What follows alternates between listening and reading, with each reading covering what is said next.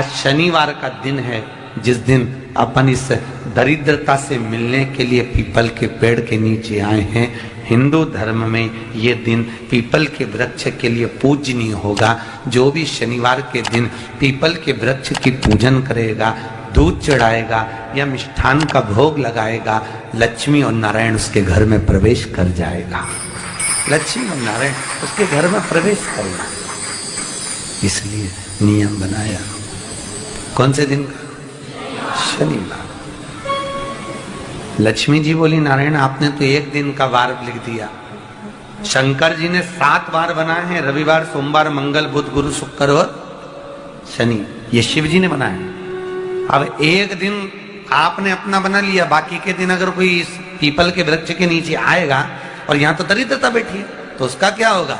भगवान नारायण बोले, सुन दरिद्रता, तेरे से एक विनती है, अगर कोई भी मनुष्य इस पीपल के पेड़ के नीचे अगर 7 दिन में आता है और उसके हाथ में अगर कोई सामग्री होती है तो तू उसके घर में प्रवेश नहीं करेगी।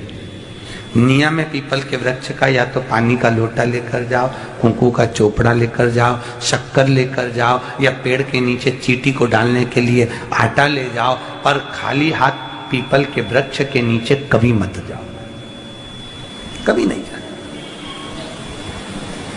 खाली हाथ जाओगे तो दरिद्रता तुम्हारे घर में प्रवेश करेगी। दरिद्रता उठकर खड़ी होकर बोली, नारायण तुमने अपनी मनमानी करी है, एक दिन मुझे भी मेरा चाहिए। भगवान ने कहा, बोल कौन सा दिन चाहिए? दरिद्रता कहती है, रविवार के दिन इस पीपल के वृक्ष के नीचे मैं दिन भर नृत्य करूं, इसमें रहूं, और जो यहां आए रविवार को मैं उसके घर में प्रवेश करूं। भगवान ने कहा, ठीक है। दरिद्रता, रविवार का दिन एक ऐसा दिन रहेगा जिस दिन तू इस पीपल के वृक्ष के नीचे नृत्य करेगी, और जो आएगा इस पीपल के वृक्ष के नीचे तो उसके साथ प्रवेश करेगी। मैंने तुझे वर दिया। इसलिए हमारे यहाँ केवल पीपल का वृक्ष अगर दीवार में भी लग जाता है ना, किसी की फैक्ट्री की दीवार में, किसी के घर की दीवार में पीपल का वृक्ष अगर लग जाता है, पीपल का पौधा लग जाता है, उसको कितना भी तोड़ लो वो वापिस लग जाएगा। फिर तोड़ोगे फिर लग जाएगा। अगर पीपल के पौधे को तोड़ना है तो केवल रविवार का दिन एक नींबू, एक मिर्ची और बमूल का कांटा, ये 3 चीजें रखने के बाद में आधे घंटे बाद रविवार के दिन पीपल के पेड़ को उखाड़ कर फेंक दो। दूसरी बार कभी पीपल दीवार में लगता ही नहीं, कभी नहीं लग सकता। केवल एक रविवार का, केवल एक संडे, इतवार का। घर में दीवारों पर अगर पीपल लग भी गया है, इसलिए पीपल के वृक्ष को उखाड़ने का, अगर घर में पीपल लगा हुआ है या पीपल का पौधा हमारे घर में लग गया, उसको उतारना, निकालना, लगाना, तो पीपल के वृक्ष को अगर निकाला जाता है तो रविवार के दिन, और अगर पीपल के वृक्ष को कहीं लगाया जाता है तो सोमवार के दिन या मंगलवार के दिन, बुधवार के दिन, इन दिनों में लगा सकते पीपल के वृक्ष कहीं लगाना।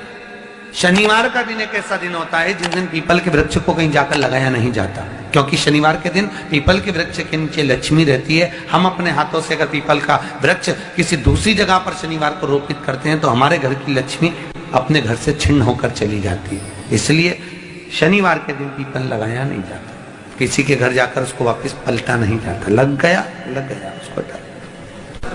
प्रभु मेरी धर्म पत्नी को कहाँ रखूं आप बताओ? वो तो जहां यज्ञ होता है, अनुष्ठान होता है, दान होता है, पुण्य होता है, सत्कर्म होता है, वहां जाने को तैयार नहीं। अब करूं क्या? भगवान ने बोला, एक काम करो। दुर्वासा जी बोले, जिसके यहाँ रात्रि में बर्तन झूठे पड़े रहते हो, उसके घर में इस दरिद्रता को लेकर तुम प्रवेश कर जाना। जिसके यहाँ रात्रि में बर्तन झूठे पड़े हो, वहां लेकर प्रवेश कर जाओ। दूसरी जगह दुर्वासा जी बोले, जो स्त्री घर में दोपहर के समय पर सो रही हो, उसके घर में इसको लेकर प्रवेश कर जाइए।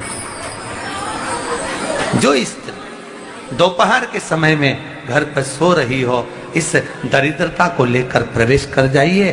तीसरा, जिसके यहाँ पर दरवाजे पर कांटे वाले पौधे लगे हों, उस घर में इस दरिद्रता को लेकर प्रवेश कर जाइए।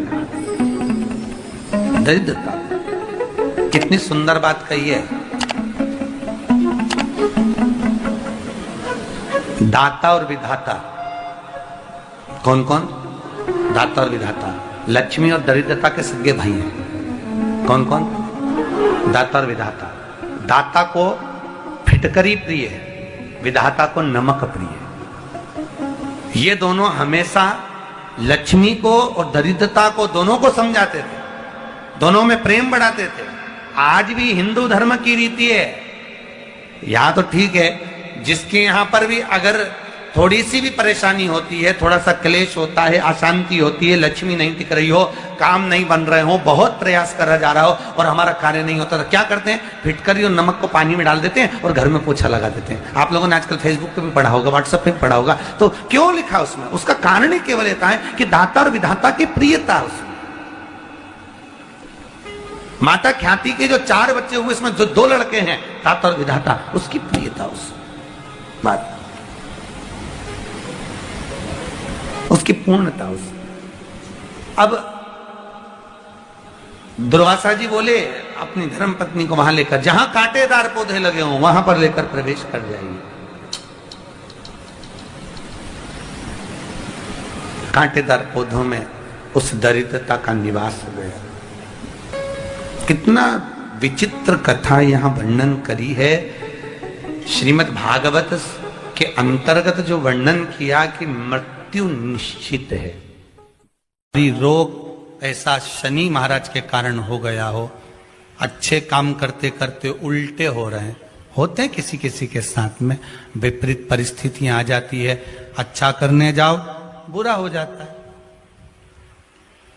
अच्छा कर्म करने जाओ बुरा हो जाता है। तो पीपल के वृक्ष की जो छाल होती है, छाल देखिए, पीपल के वृक्ष में जो छाल लगी होती है, उस छाल को घिसकर चंदन बनाकर भगवान शंकर का स्नान कराकर, अभिषेक कराकर, पूजन कराने के बाद में पिपलेश्वर महादेव का नाम लेकर, कौन से महादेव? पिपलेश्वर महादेव का नाम लेकर वो जो घिसी हुई छाल होती है, उस छाल का तिलक भगवान शंकर को लगा लो और उसी का थोड़ा सा भाग अपने कंठ पर, मस्तक पर लगाना प्रारंभ कर दो। धीरे धीरे जो विपरीत दशा है वो सुधरना प्रारंभ हो जाती है। पर नाम याद रखना, पिपलेश्वर। काशी में जो शिव जी की स्थापना कौन ने करी? काशी में जो शंकर भगवान बैठे उनकी स्थापना करी थी शनि महाराज ने। किसने करी थी? शनि महाराज ने। क्योंकि भगवान शनि महाराज को उनकी माता के द्वारा श्रापित हो गए और शनि महाराज कांपने लगे। शनि महाराज कांपते कांपते, मैं जाऊं तो जाऊं कहां, करूं तो करूं क्या? महाराज शनि महाराज दौड़े और दौड़कर भगवान भोलेनाथ के पास पहुंचे। हे शंकर, त्रिकालदर्शी, कैलाशी, अविनाशी, कृपा करिए बाबा भोलेनाथ, कृपा करो। क्योंकि दुनिया में 33 करोड़ देवी देवता हैं जिनको शनि लग सकता है, केवल एक किसको छोड़कर? शिव को छोड़कर। राम जी को शनि लगा तो 14 वर्ष वनवास चले गए। कृष्ण को शनि लगा तो मथुरा छोड़कर द्वारका चले गए। शनि लगा। हनुमान जी को शनि लगा तो गुफा में बैठकर राम राम जपना पड़ा। शनि सबको लगता है, केवल शनि नहीं लगता तो एक मेरे महादेव को, मेरे भोले बाबा को नहीं लगता। शंकर के पास में शनि आ गए। शनि ने आकर कहा, भोलेनाथ कृपा करिए बाबा, मैं बड़ा कष्ट में हूं, मैं करूं क्या? बाबा भोलेनाथ ने कहा, जा गंगा जी के तट पर काशी में जाकर एक शिवलिंग की स्थापना कर, उसकी आराधना कर और तेरा शरीर ठीक हो जाएगा, कष्ट नहीं भोगेगा। शनि महाराज ने काशी में जाकर शिव जी की स्थापना करी।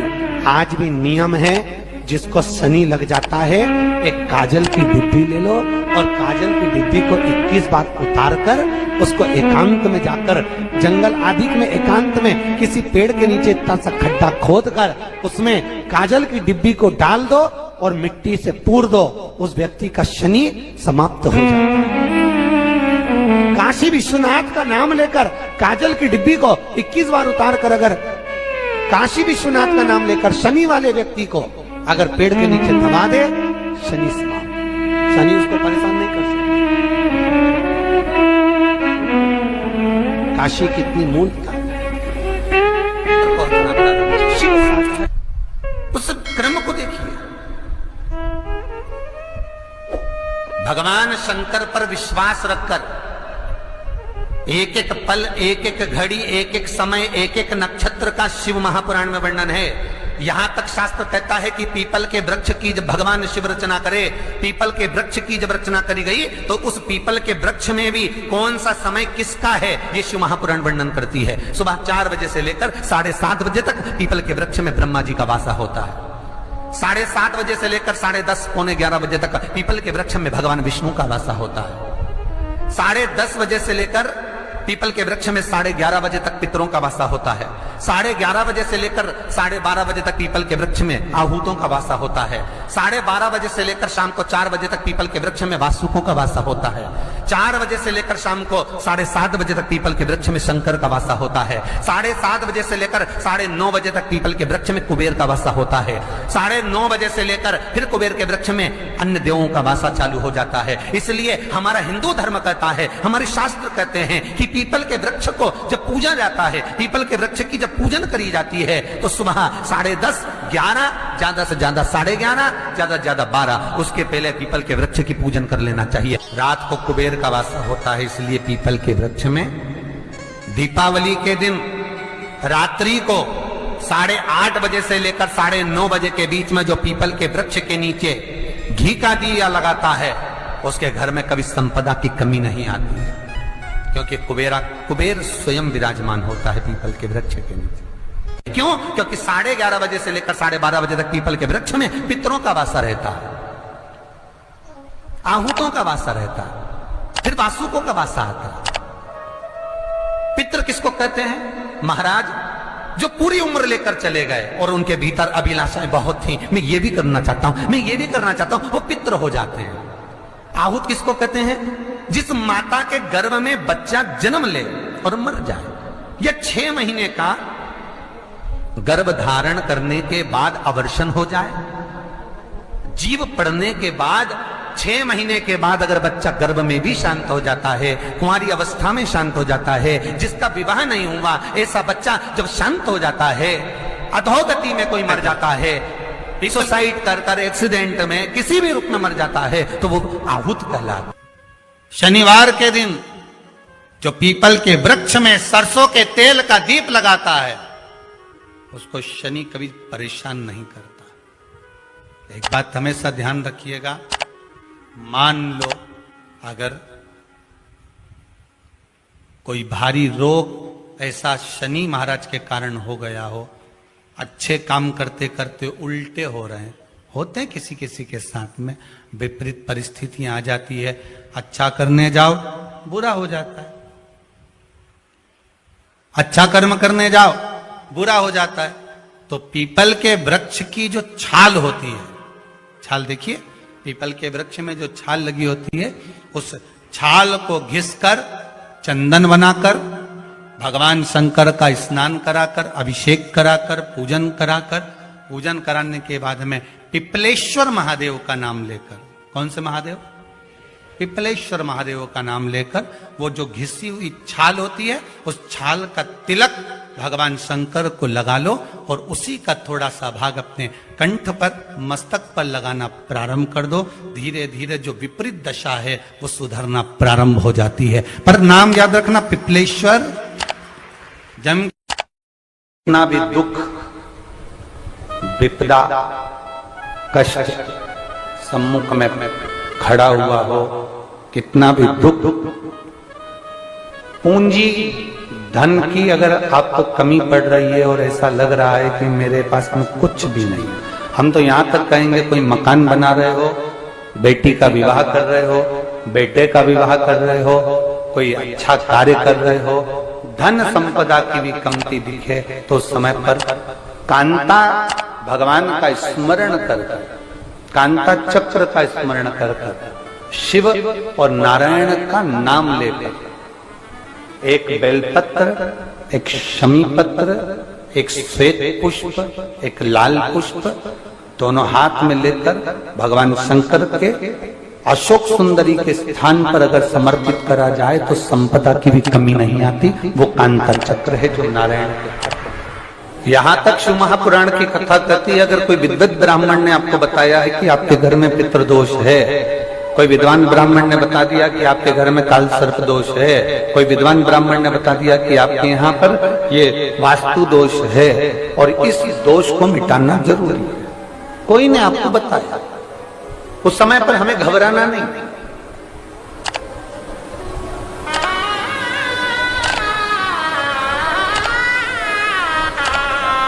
उस समय में घबराने का क्रम नहीं है। कहते हैं पीपल का जो जल झड़ता है पीपल के वृक्ष से, आप लोगों ने कभी देखा है कि नहीं देखा, वो हमको नहीं मालूम।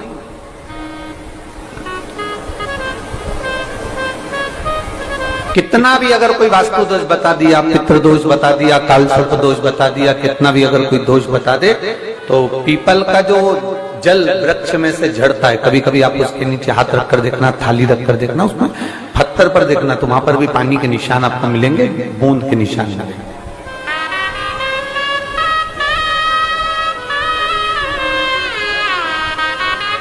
मात्र उस पीपल के वृक्ष के जल की एक बिंदी, एकमात्र बिंदी,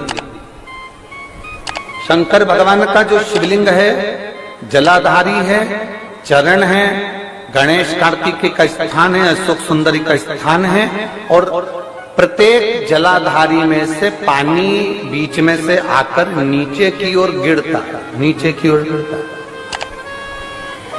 आप लोगों के स्मरण में हमने पहले भी बताया कि राइट में किसका स्थान है, गणेश जी का, लेफ्ट में कार्तिकेय, बीच में अशोक सुंदरी। ये क्या है, पार्वती जी का हस्त कमल शिवलिंग, और ऊपर से जो जल एक एक बूंद शंकर जी के शिवलिंग पर गिर रहा है, वो शंकर जी की 5 लड़कियां जया, विषहरा, शामलीवारी, दौतली और देव, शंकर जी की 5 लड़कियों एक एक बूंद पानी शिव जी पर गिरा रहा।